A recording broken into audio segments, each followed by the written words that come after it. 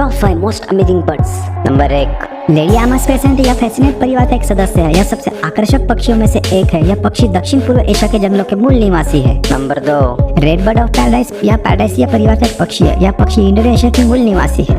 Number 3, Greek crown crane. यह दक्षिणी और पूर्वी अफ्रीकी पक्षी है। यह पक्षी केन्या, नामीबिया, जाम्बिया और दक्षिणी अफ्रीका के लिए एक पवित्र पक्षी है। Number 4, secretary bird. यह एस सेपेटेरिस प्रजाति का पक्षी है। यह अफ्रीकी महाद्वीप के उपसागरीय इलाकों में पाया जाता है।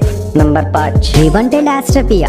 यह पापुआ न्यू गिनी में पाया जाने वाला बर्ड ऑफ पैराडाइज की एक प्रजाति है। ऐसे ही अमेजिंग वीडियोस देखने के लिए वीडियो को लाइक और चैनल को सब्सक्राइब और बेल नोटिफिकेशन को ऑल पे करना मत भूलिएगा।